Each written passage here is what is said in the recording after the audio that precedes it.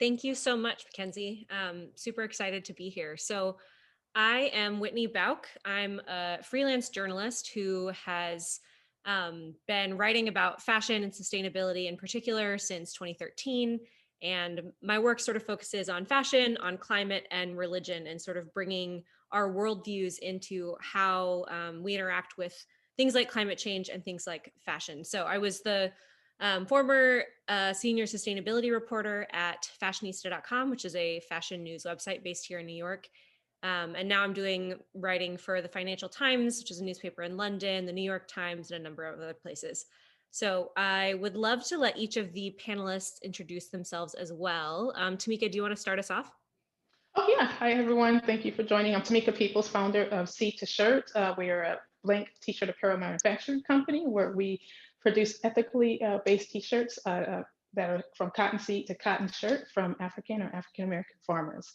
Also, I do agricultural outreach. So I wear a couple hats, do agricultural outreach for sustainability and making sure that people have access to land and resources. Happy to be here today. Super cool. Happy to have you. And Rosalinda, do you want to go next? Sure. My name is Rosalinda Cruz. I am the founder of the Asor Collective, which provides concept to consumer apparel advising and strategy to apparel leaders. I have been in the apparel industry since I was like 15 years old. I spent 17 years at Eileen Fisher, where I was the visual merchandising directive. And since 2017, I have been in North Carolina and really kind of rounded out my experience by really delving into the domestic apparel world. So that's it for me. Great. Glad to have you. And Tabitha? Hi, everybody. My name is Tabitha St. Bernard Jacobs. I am an artist, designer, organizer, all of the things. My pronouns are she, her, hers.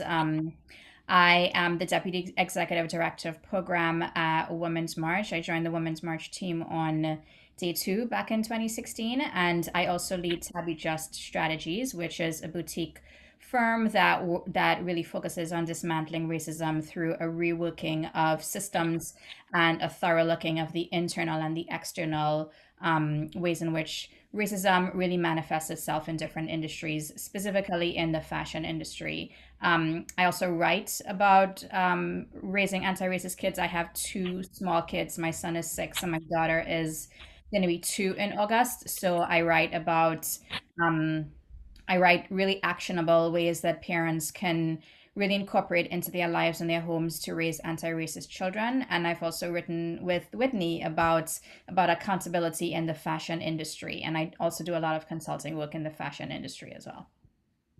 Amazing. Thank you so much. So I'm super excited to have all of us together.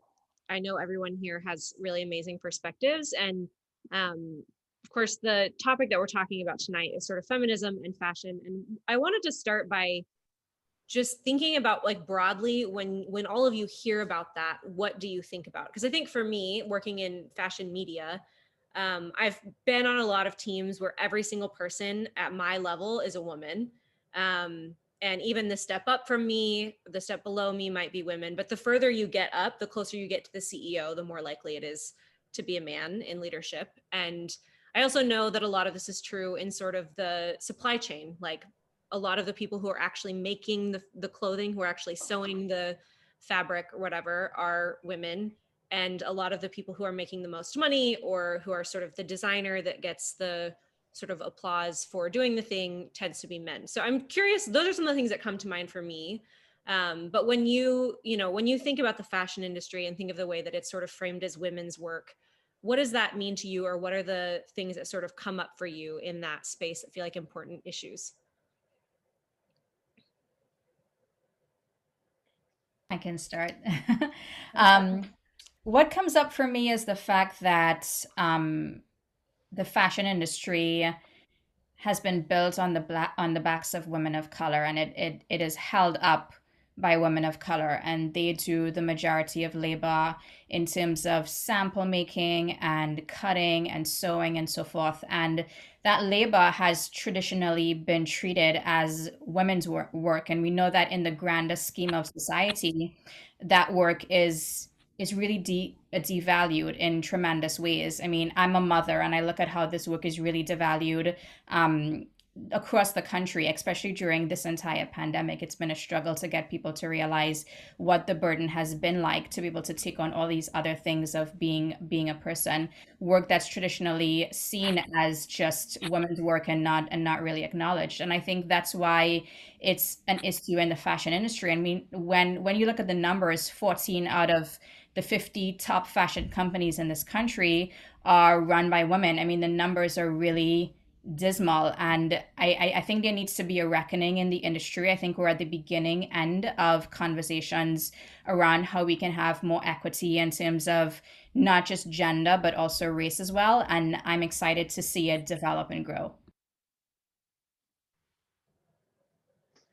Right. Yeah. And if I could just add to that, when I think about us kind of narrowing it down to the equity, only it being a women's issue, I think we're really talking about equity in this space. And when we don't see the representation with respect to pay and in respect of the work and the quality that comes out of it, it really begins to make you really think about how you can address that, and us being able to address those issues in a way that's holistic and is a revolutionary change in that space.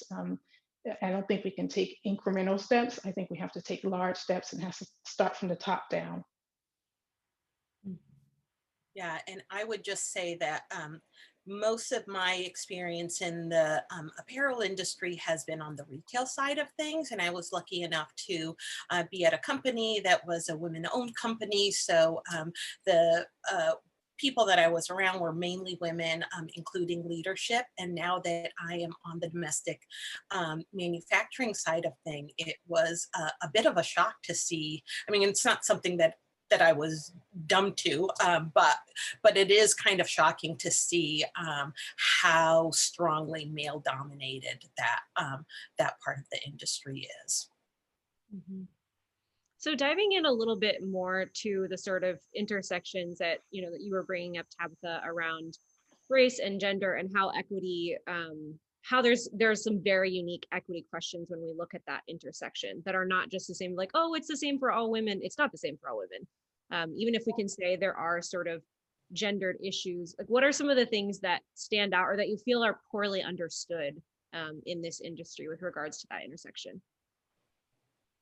I think it's many things that are poorly understood. An example that I tend to go back to is the example of Carly Kushney, who is a fashion designer who is one of the few Black women who has sort of like really reached sort of like the top levels in fashion in this country. And even she brought up the fact that in terms of the opportunities that were sort of available to her and her company, that it wasn't the same for her as it was for men, especially for her as a Black woman.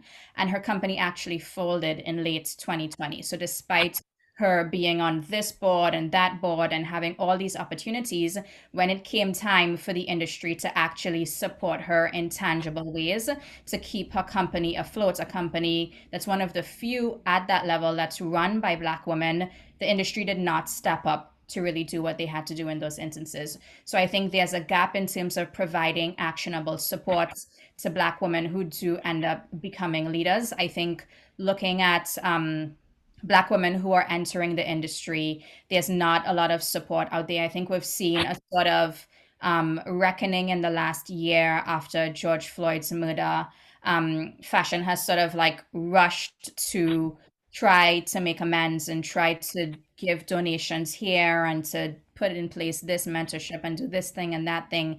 And what I'm really looking for is the long-term change. What types of opportunities are we extending to Black women and other women of color who are looking to enter this industry, but who aren't able to because of barriers of cost, barriers of opportunity, all these things? Like, how are we actually supporting Black women who are actually in the workplace? Are we making sure that they have the space to grow and thrive and not just have to to exist and not have who they are be fully acknowledged in the workplace? Are we giving them opportunities to advance in terms of their career? So those are some of the areas that I've been looking at that I think needs work in the fashion industry.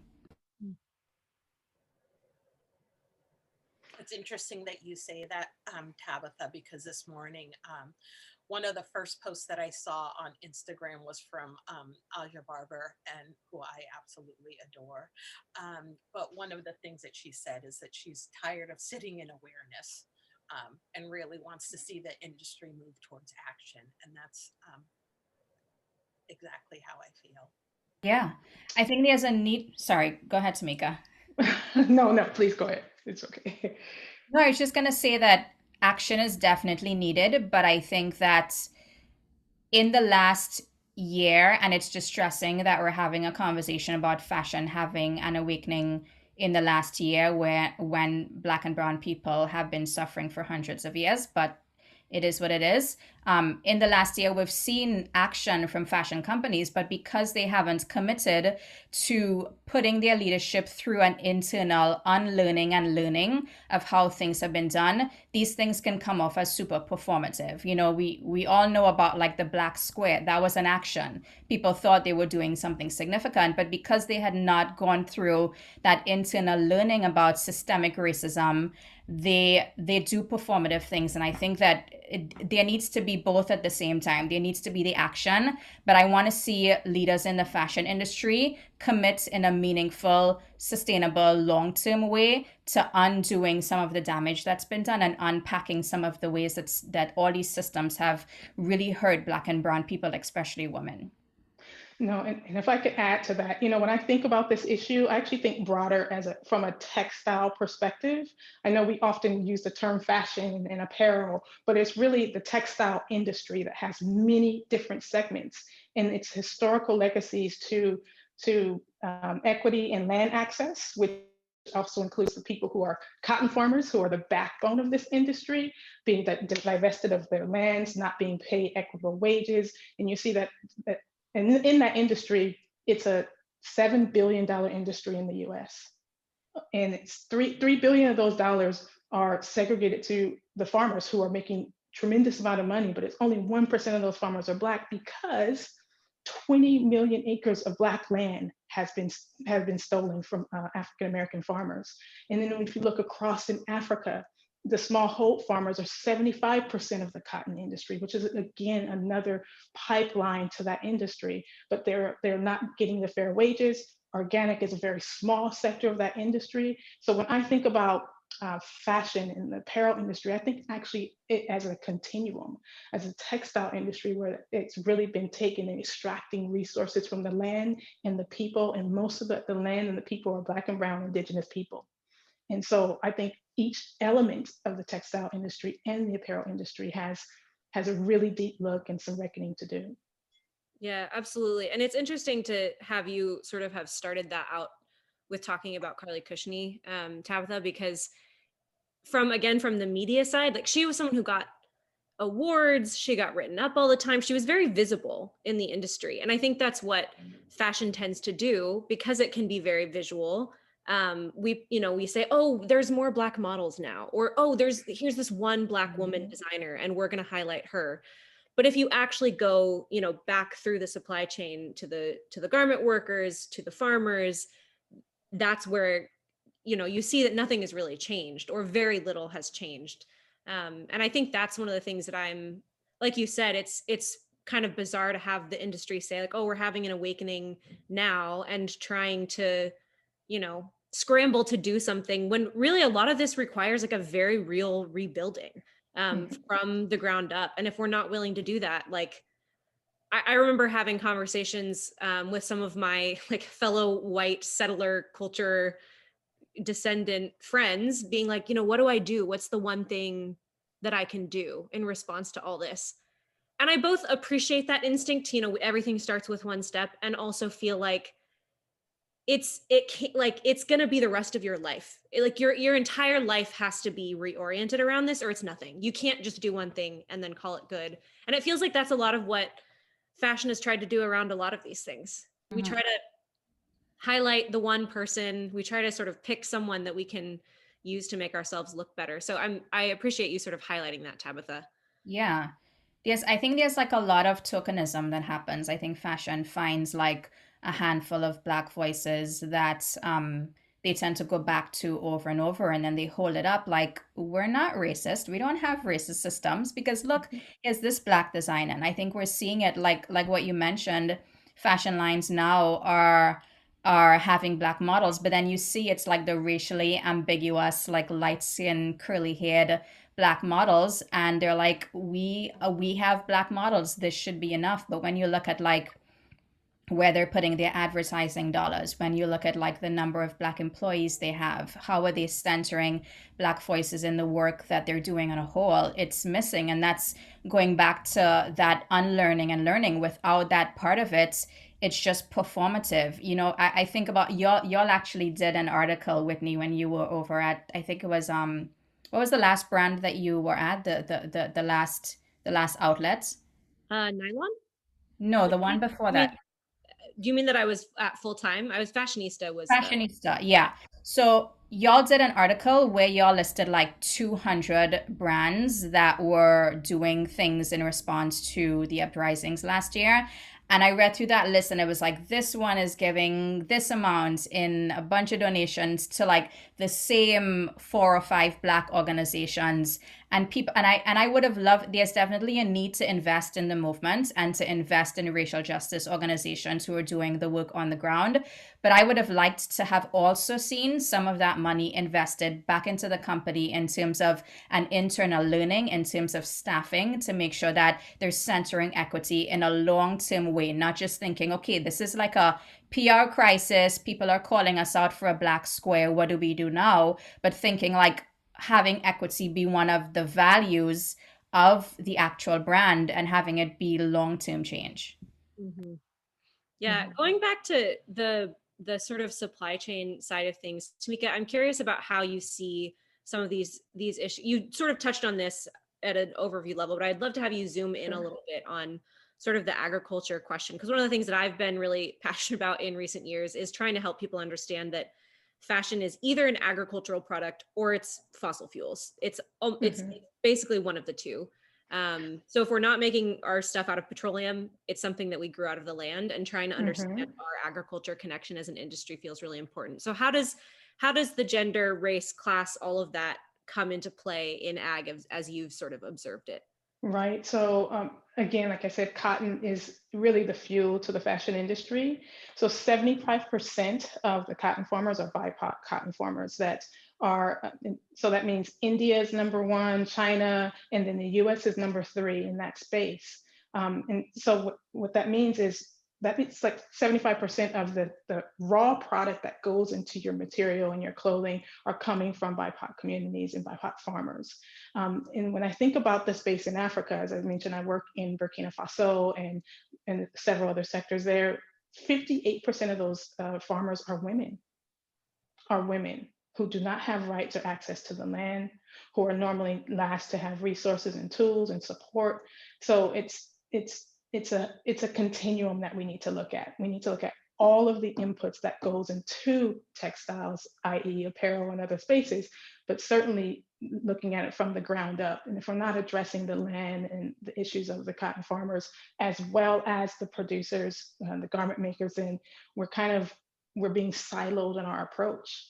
We're really being siloed in our approach. And what are some of those sort of gender specific, like land rights or sort of policy issues on the ground, wherever it is that you're working? Like, what are some of the things that stand out that people who are based in the US might not be familiar with?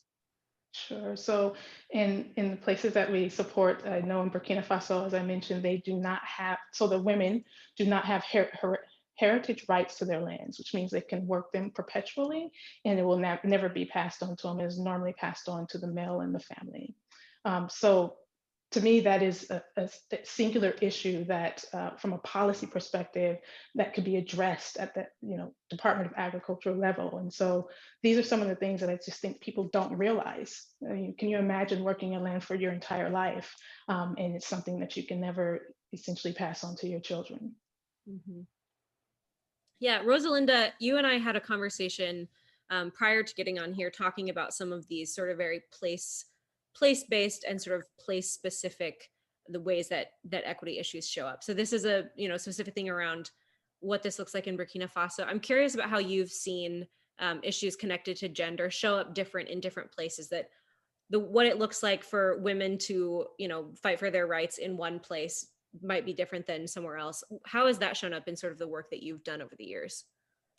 Yeah, I feel like where I'm seeing that show up is on the manufacturing side of things.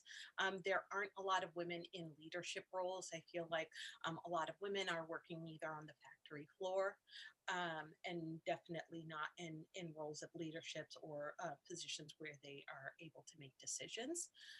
One of the things that I actually really liked is when I was at Eileen Fisher, they actually started working with Peruvian cotton, and they kind of disrupted the whole manufacturing concept. And they actually worked with women in their community. Well, they recognized that like taking them from their home, you know, to produce these beautiful sweaters was going to be disruptive to their individual home as well as their communities. So they actually worked with them and trained them so that they could actually work out of their homes, which was really a really beautiful thing to see. And I would like to see more of that happening, more regional manufacturing taking place, because I think that part of the problem is that you have women sort of taken from, you know, their support system and being brought to these cities, which makes them way more vulnerable and susceptible to things. So, yeah. So what did it look like for the company to try to support the way of life that was already happening and also sort of bring in new work? Like if that's something that most companies are not doing, what did the brand have to do differently in order to sort of make that possible? They did, I know that a team went out there and did some some in-home training. They also provided them with the equipment to work out of their home, taught them about quality control and that sort of thing. But even just doing those two basic things made a huge, huge difference. Yeah, I've come across some of that even just from the journalism side of things, of talking to companies who are based here and, you know, want to have really, really high standards. There was one company in particular that had really high standards. I really trusted the work they were doing in terms of sort of how they were manufacturing and their sustainability sort of chops. But then they got they were starting to do really well, and so there was a very large multi-brand retailer that you would all know the name of that wanted to partner with them on things in terms of their manufacturing. And when they came in and saw some of the conditions, they were like, oh, no, like this is against our policy. We can't do this, because it might be like, you know, they're working in their home with a loom and their kid is sitting there and maybe like sorting the beads for them. And they would say like, that's child labor. We can't do that. Whereas to this mom, she's like, my kid is going to be here and I'm working on this. And like, if I'm not letting them mess with the beads, they're going to have their fingers in. And so there is just an understanding of like, it's not to say we should lower our standards anytime we cross cultural borders, but that we need to understand that the contextual sort of backdrop really does shift how we think about these things. And we need to come in sort of willing to learn how things are done in a given place, and know when to sort of accept this is how things are done, and when to say, I think we can do better in terms of this standard or that standard. Agreed. Yeah, Tameka, you looked like you were about to say something there. Were you wanting to add something to that? No, I was agreeing with you there. Great. So I think one of the things that, well, first of all, I know we're starting to get to some questions in the chat, and I appreciate that, and would just encourage anyone to sort of keep questions coming as they come up to you all. But one of the things that I know we also touched on sort of earlier in some of our conversations before this one was, I think, something that I can feel a lot as a journalist whose job is to communicate all the things that I'm learning about the sort of behind the scenes to the average citizen who might not necessarily work in this industry, might not feel like they have decision-making power in terms of how supply chains are run, but who care and want to know more. And I know that's probably a lot of the sort of fashion revolution audience. I'm curious for each of you, sort of based on your own backgrounds, what are the ways that people can sort of meaningfully push for change? And what are the ways that we need to recognize, like, I as an individual can't fix this by, again, taking one action? I'm curious about how you think about what you want to see more of in sort of the average citizen who doesn't necessarily work in this industry. I think I can go first. I think there's two things. One is that one is that I think that it's similar to like what's happening in the climate justice space. There's been a lot of investment into making individuals think that the change only belongs in our hands, in the hands of the consumer, when the reality is that we need corporations, we need brands to be the ones driving this change. So that's one thing. The way how I approach it is that if you're interested in a lifestyle change, there are some things that I can recommend. And number one would be to support brands that are led by women, particularly women of color. And you will find that some of them have support, but many of them do not have the financial support that they need to succeed. So you may need to invest a little bit more time and energy into finding these brands, but it's well worth it because it's pretty amazing when you discover new brands. I think if you are a white person in the fashion industry, using your privilege, really spending your privilege, if you see yourself ending up in spaces where you are a white man or it's predominantly white men, thinking about how you can use your voice to speak up against that and to use the space that you have to push back against that. I think that finding organizations that are in the fashion industry that work on uplifting women, particularly women of color, I think that's a key one. I particularly love, there's one here that's based in the city that's called Custom Collaborative that works on training women of color to help them get the skills they need to be successes in the fashion industry. And they provide this training for free. Finding these organizations and donating to them, finding out how else you can help them be able to keep providing the services they do to women, particularly women of color, that's also key. And just being intentional about how you shop, I think, is a healthy habit to have. If you're looking, I've been doing mostly everything online, so it's a great way to be able to like dig up. Okay, you found this cute dress online, like Google the name of the brand to see like who's running the brand, what are their values, what are the things that they're holding as sort of the tenets of their company on their websites. I think it's a little easier to do it when you're shopping online than when you're actually shopping in person. But if you're shopping in person and you see a brand that you don't know, you can just pause for a second and like Google the name. So just becoming a little bit more of an intentional shopper, I think, is a good habit to have as a whole.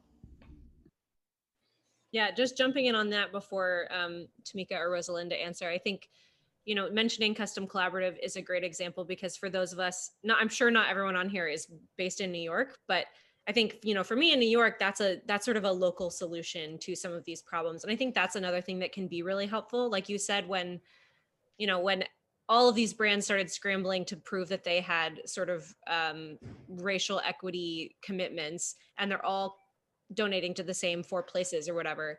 There's so many local organizations. There's so much in terms of grassroots movements, and it can be harder to find because it's not, they're not the big national organization all the time that has the big marketing budget or whatever. But I think it's really worth finding the people in your community who are doing some of this work and figuring out how to come alongside them, support them, even just get to know them and build some kind of personal connection, because getting connected to what's happening where you are is the first step to sort of building the kinds of grassroots movements that can really scale without it having to be all centralized leadership and big fancy budgets and all of that. But I wanted to go back to Tameka or Rosalinda if you have more to say on any of that. I'm glad that you made that point, Whitney, because like I said, I feel like I've been in the industry my entire life since I was 15 years old, and I still feel like there's so much that I don't know. And I think of myself as a pretty well-informed consumer, and it's still like really difficult to make the right decisions or have access to the all the information you need in order to make the right decisions. And I think that one of the things that people can do is push back a little bit on these brands. I mean, there's just like a ridiculous amount of greenwashing happening, but I feel like if you just scratch the surface a little bit, you know, you're able to see that that's actually what's, you know, what's at play. Yeah. Yeah, I guess I can echo all of that with and actually even pushing back with your dollar and your voice and your vote, right? Really making sure that you're researching these companies and making sure that they're really lifting up women and women of color, people of color, and not just whitewashing the issue. Vote with your dollar, really spend with your dollar and be very conscious and do the research behind these brands and these movements. And sometimes you're going to have to do the work, but there are brands out here and companies out here, you know, like Seat Shirts and others of the world that are really trying to build something different. So I'm happy that Rosalinda brought up the point around I don't know what it's called when it's women. Whitney, you would probably know. What is the greenwashing version for what's that? Ink washing. Ink washing, is that Like it? specifically with Breast Cancer Awareness Month, maybe? Yeah, I think so.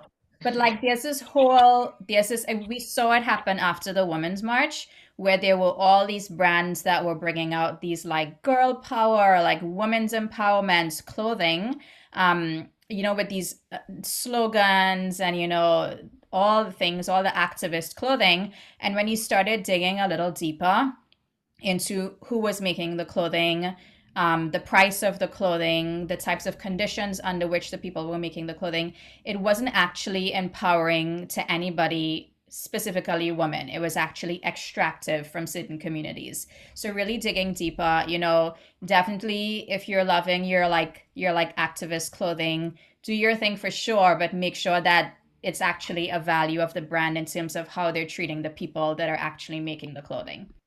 Yeah, the thing that I repeat over and over and over to people is the medium is the message. And in fashion, that's just so true. I mean, like you can put whatever, you can slap whatever slogan you want on something. You can have the most diverse set of models, whatever. But if it's not made in a way that is honoring the people that make it, if you're saying here's a like racially ambiguous, skinny Black woman, maybe she's Black, we don't know, this is our vision of beauty, but the women who might look like her but don't look like a model who are making the clothing are not treated well, like it's not worth that much. So I feel like there's always got to be understanding, like your message does not mean anything unless it's undergirded by the actions behind it. And I feel like that's what we saw with so many of the sort of activist t-shirts, whether it was around climate stuff or women's rights or, you know, whatever the issue might be. Yeah. I think it's when we talk about like dismantling systems that no longer serve us, this idea of like, you know, using like tall, skinny, white or racially ambiguous models to sell clothing and totally invisibilizing the people that actually have something to do with how the clothing is made is just outdated. And I think that all brands should be intentional about not doing that. I think all brands, like, I want to hear the story of like who's making your clothing. I want to see that information on the website, if of course the people consent. But I want to see the stories of the people that are making the clothing. I want to see like the process of how the clothing is made. I'm less interested in seeing the clothing on a model whose body does not reflect mine. And I think that, you know, I think fashion may be saying, well, this is what people respond to, and it's up to them. They have a responsibility to sort of retrain the industry so that people start requesting deeper looks into the clothing that we actually buy, because that disconnect is really disingenuous. Yeah. And also a lot of the like, we're waiting for customers to demand it thing is just not, I mean, that's like how, should I say this on the internet? It's like a certain edition of, I'll just say it, Vogue UK. They had like, I can't remember the numbers anymore, but it was like, you know, one Black model a year for years and years and years. And the argument was that when we put Black women on our covers, they don't sell as well. And then Edward Enninful came in and like just immediately disproved that. He was like, look at all of these incredible women who are sort of role models for people who work in the fashion industry. I can very easily put them on a cover and look, these covers will sell. And I think up to that point, the sort of argument had been like, well, it's just not what people want. It's a lot of times I just want to call BS on a lot of that because I don't know that that's true. And I think we have to be, as an industry, we have to be willing to be bold and say, like, we're not going to wait. We're not going to wait for the crowd to dictate it. Because a lot of the times we don't actually know what they want until we show it. Exactly. So anyway, I can go on a tangent on that, but I would love to start getting to questions from the audience because there are some great ones in here. So let's start with, we have a question from Daniela asking about what are your opinions on circular fashion and the sustainable development goals proposed by the United Nations that many fashion companies have adopted and made a voluntary commitment to? Do any of you have insight on that?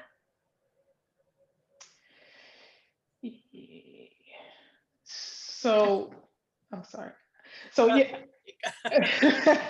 no, I can appreciate the adoption of it, but it seems to me like these are just, again, efforts to say, hey, we're committing to this, but seeing the change inside of the company from the ground up is really what I'm kind of struggling with. How are they going to implement this all the way back to all of the implements that go into them making the fashion in the garment? Are they going to change the way they're sourcing their cotton? Are they going to change the way they're making sure fair wages are paying to those farmers? Are they going to really look at, hey, yes, we might take a hit on the cost of this, but it's because we're really trying to meet these goals. And so for me, I want to see, outside of the saying, yes, we commit to this, what are the actual changes interior to those companies that's actually happening to see these, to really make an impact on the environment from the ground up.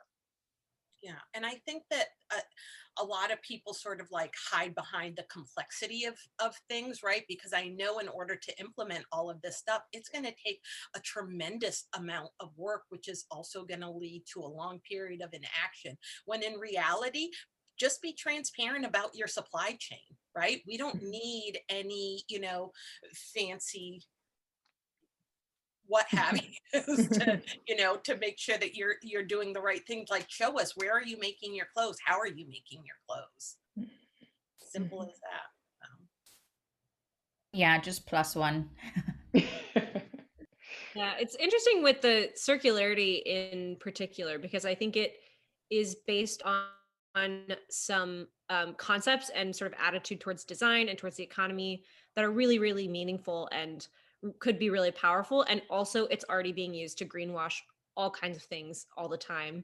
And I think it's useful to have someone on here who's like, spending time getting to know the issues that are facing cotton farmers, because I think one of the things with circularity is it gets us talking more about end of life, which I think is really important. And I've been to the landfill where my city sends most of its trash. I don't want my stuff to end up there. And also, like, if we're not talking about the beginning of the supply chain, what are we putting into the loop in the first place? And when that's the cotton, that's the sort of raw inputs. So I think what you were saying about hiding behind the complexity is also so real. I'm like, oh, it's just too hard, which again, I think companies figure out these insane logistical problems all the time when it's being like, how can we figure out how to make this as cheaply as possible? So it's not impossible. It's hard, but I think it's worth sort of looking at a lot of these things. This question is directed maybe most specifically at Tameka, but any of you who have insight, feel free to chime in. This is from Kathleen asking, what are your insights in the banking systems supporting economically disadvantaged women-owned businesses? Banking systems. Oh my goodness. So first of all, we're certainly not represented very well there, but rephrase the question, repeat the question. So the question is, what are your insights in the banking systems supporting economically disadvantaged women-owned businesses? So maybe like, what are what are some of the resources, or what are some of the problems in that specifically? Well, funding, we talked about that at the very beginning, right? The funding and the resources just are not there for Black-owned businesses. Most Black businesses are one person deep. And the ones that are being started by women were not resourced very well. And when we go to our traditional banks, right, we don't necessarily have that acumen to get us through the process where some of our white counterparts can walk in with a great idea and they're being funded.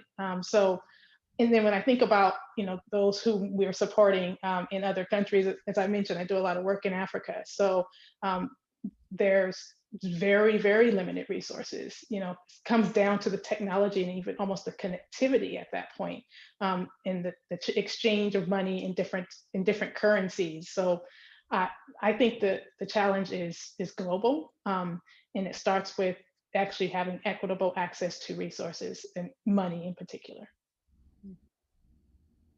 Rosalinda or Tabitha, do either of you have anything you would want to add to that? I think if you're also like setting up these really almost impossible barriers to entry for women of color to get funding from these banking institutions, then it's just as bad. It's just another way to marginalize people. And I actually personally just started doing a little research into transparent banking, because I realized that even though I am banking small with a local bank, I can actually make a better decision as a business owner, and making sure that the practices of that institution are supporting causes that I actually believe in, or not supporting causes that I don't believe in, right? Like, sorry, Wells Fargo, I'm not like, I'm not funding climate change. Yeah, right. Maybe I think there was a follow-up on the clarification to the banking systems, and they really are more focusing on the microloans. In other countries, microloans are a big way that they seed funding into smaller farmers or resource-strapped farmers. For me, I'll speak for Seed to Shirt specifically. We looked at that as an option, and we specifically went away from that as an option. We really truly decided to think about funding a fund that we could manage in order to support resources to the farmers, because the microloans truly have a way of further burdening the farmer. It makes it almost setting up almost like a share. You're just selling your crop in order to pay off the loan. And so it makes it very, very difficult for those farmers to really to earn a better livelihood because of the microloan system. It's capitalism, and microloans are not the way to answer the resource issue for the farmer, in my opinion, right? We're just looking at it as a way to further resource constrain those farmers. So do you have ideas about how to do it better? Like, if someone would say, okay, maybe microloans aren't the thing, what's sort of the model that works, you think, that's not that? Well, I think a fund like I was going to talk about a fund that one can start that is really more managed in a way where if you're selling products or resources, you're putting money into that fund, and then you're setting up a way by which those farmers can tap into those resources. They would go through a similar application process, but it wouldn't be so burdensome on those farmers or those who are looking to tap into very small, finite amount of money just to get, let's say, tools so they can continue tilling their land. Okay. And so we have another question here. It's asking sort of the business aspect of the fashion industry, talking about how, so the question is, as the business aspect of the fashion industry is essential to growing a brand, what do you recommend to women entrepreneurs who want to thrive in fashion while making an ethical and ecological change alongside gender equity and equality? So basically, like, how do you do it all? How do you focus on gender equity and on the ecological impact, and sort of bring all of these things together?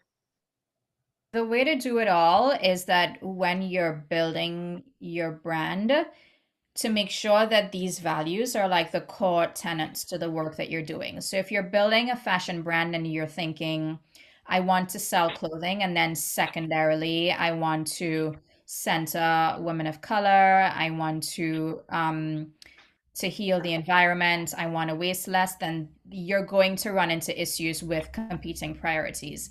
But if from the beginning you're like, these are the core tenets to the work that I'm doing in terms of equity, climate justice, then you'll find that those values will leak into everything that you're doing. And I mean, that also goes back to what I said earlier. Like, you have to commit to that internal unlearning and relearning. I think there's a lot of information online, from many organizations and many voices out there who speak about equity in the fashion industry, and who speak about how we can go about having companies that are more ethical across the board. So definitely seek out that information, and really commit yourself to that internal process of like unlearning and relearning, so that everything that you put off into your brand is going to be a reflection of this learning.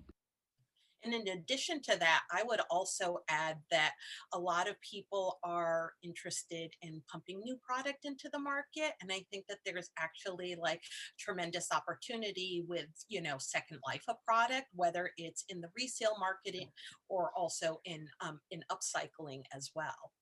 I think I saw a statistic actually recently that that the resale market is expected to outgrow fast fashion by 2025. So there is a tremendous opportunity there.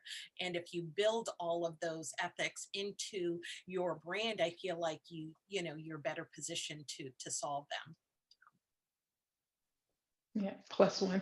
I echo that for sure. Yeah, I think that having the sort of values clarified first seems like that's not just a fashion brand issue, like that's everyone. Like, to me, if my goal in working as a journalist is to like make money and climb the corporate ladder and to find clout, I need to just admit those things to myself and not pretend that it's something else. But if I'm saying like I'm trying to be a part of accountability systems for some of like the biggest players that sort of shape society, whether that's business or politics or whatever, if I want to, be highlighting underrepresented voices, whatever those things are, if I hit a roadblock then where I can't do those things, then I say I have to shift everything. And I think we can see that with brands. Like, I feel like I've witnessed that. I mean, Mara Hoffman is the example that comes to mind for me of a brand that, really considered just shutting down something that she'd spent her life building because she realized like this isn't actually aligned with my values anymore.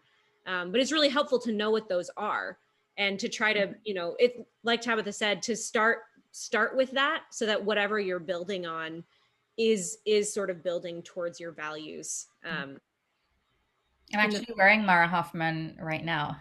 Look at you, full circle.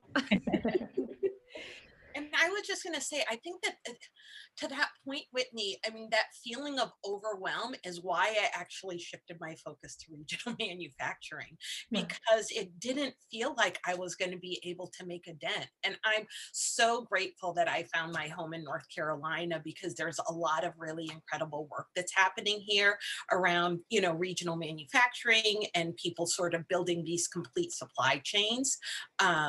And I feel like every day when I go to work, I'm making a difference, and I can actually see it. I can see the impact. Yeah, and that's really powerful too, to be connected to, sort of where your impact falls, instead of saying like I'm working on this thing, but like you're never actually meeting the people. Like it helps give you the fuel to keep doing the work and to avoid burnout too, which I think is really valuable.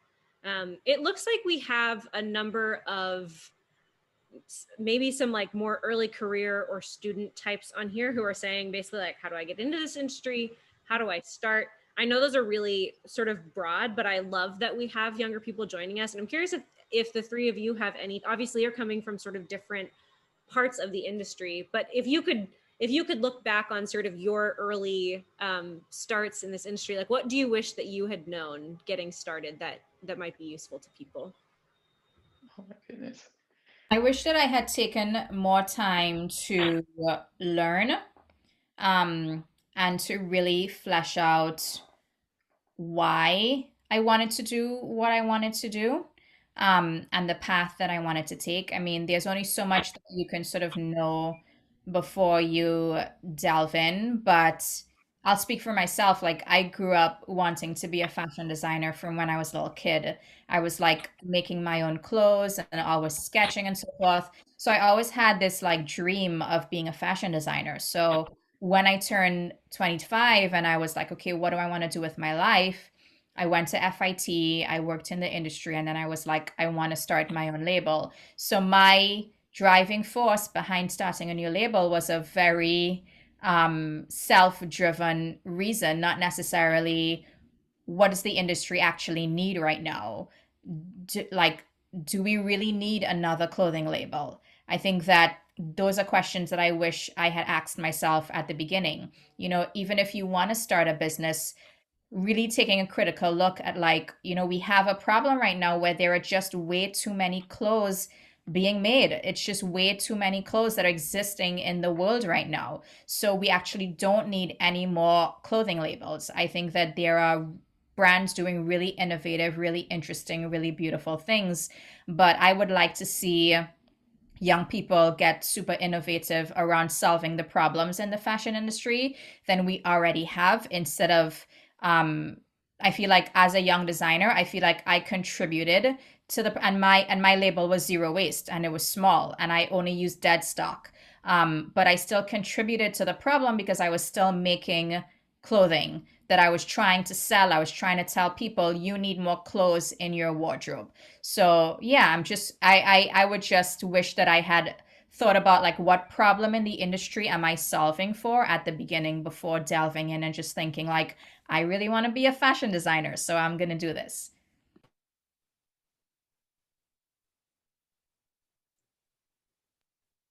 Man, I was like, should I go next? um, it's interesting because I like I said, I've been in the industry my whole life, but I also feel like there was like a turning point when I realized that there was actually a career path in retail.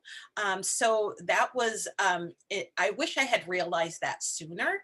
But one of the things that happened once I realized that there was a career path was every time we would get visits from people, whether it was, district managers, people from corporate, I would just ask so many questions. I always wanted to know the why. And at the time, I was merchandising in stores, which was great. And people would come in, and they'd be like, "Oh wow, like this looks amazing." I wouldn't change anything, and that wasn't. I wasn't satisfied with those responses. I was like, "But if you had to change something, like what would it be, and why, or why do you like it?" So I just, asked a lot of questions in order to be able to engage in conversations, and I never sort of uh, I guess I never took sort of process for granted. I think that there's like, status quo can be right, a hindrance to growth, and I always tried to do things a little bit differently too. So Right. And I guess for me, for starting out, and I'm kind of in this startup phase, right, where I'm actually looking at doing something very regional, something very focused on making sure that there is representation in spaces that black manufacturers really aren't represented in. And one of that is like the micro spinning and processing of the cotton to produce very small batch um, material and items for brands, right? And so I think just starting out with knowing you want to solve a problem that is not being addressed in the fashion industry, and thinking of it from different portions of the ecosystem. Again, I come from it from a not only just the fashion, but in the production side, like what's not happening on the production side that can be supported better, and thinking about how you can solve that problem. That's great. Well, I know we're getting close to our time. I want to get in one last question before we wrap. This is also sort of related to education and how sort of the next generation of fashion professionals are being educated as they enter into these spaces. And the question is, in regards to educational programming and the future of our fashion industry, what advice or requests would you have for the presidents and deans of universities and colleges?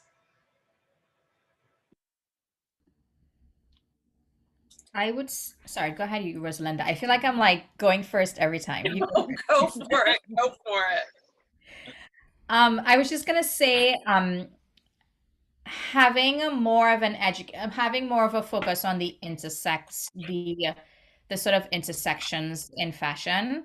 Um, I went to FIT and I had a really amazing, incredible experience because I learned how to drape and make patterns and sketch and do all those wonderful things.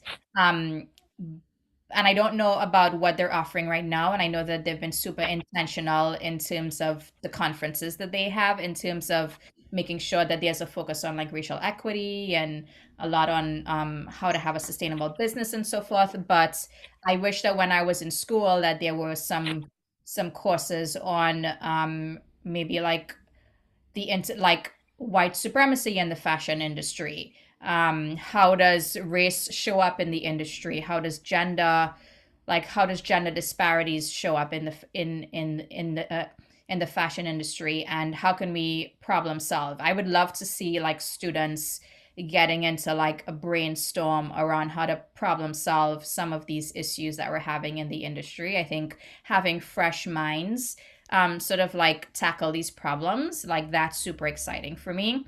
And I think that when you educate students from the very beginning in terms of thinking about systems as opposed to just like their role and what they want to do in fashion, but really thinking about how can they make systemic change, I think that that's how you put people into the industry that are going to really shift things. And that for me is super exciting.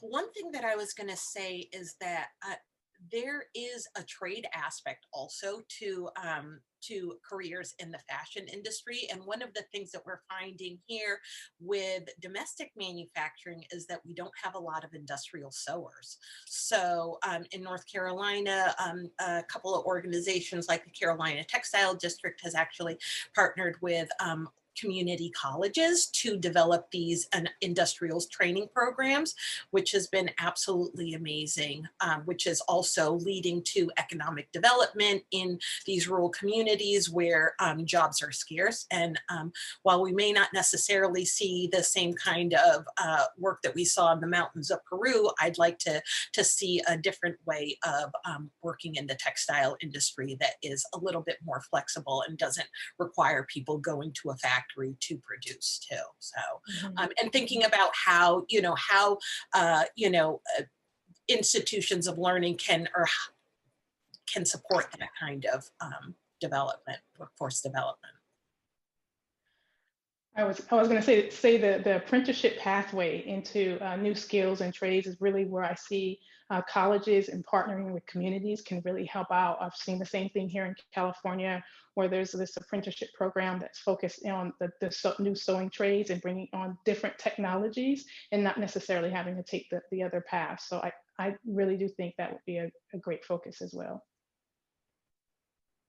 My 2 cents to add to that is that I want to see like fashion journalism students educated in the science of all of this, because there are a very limited number of journalists who focus on this, who I know really know the science. And if you don't understand sort of how the things behind all of this work, you're just going to report whatever misinformation you're fed by companies and by PR.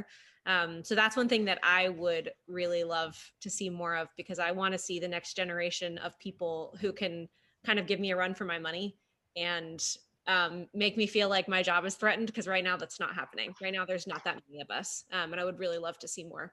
So I know looks like we are getting into a few more questions, but I know we're at time. So if anyone has further questions, I mean, I can let you all speak for yourself. I think we're all available online and pretty easy to find. I know Mackenzie put our sort of handles where we are on social media if you want to find any of us individually. But for now, I think it's time to wrap. So thank you so much to everyone who came and sort of asked such good questions. I feel like I could keep talking to you all night. But yeah, thank you so much for your time and for sort of sharing your expertise with all of us. Thank you for moderating, Whitney. Yeah, it's my pleasure. And thank you, Fashion Revolution, for hosting. Thank you, Fashion Revolution. Thank you so Fashion Revolution. Thank you, Whitney. Take care. Thank you so much. And I'll just share as well, we do have some amazing upcoming events for the rest of the weekend. I'm going to put some links in the chat for you all to tune in. So as you're able, we certainly welcome you for the rest of Fashion Revolution Week. So thanks so much for tuning in tonight and enjoy the rest of your Friday. Thank you. All right. Bye, y'all. Thanks. Bye.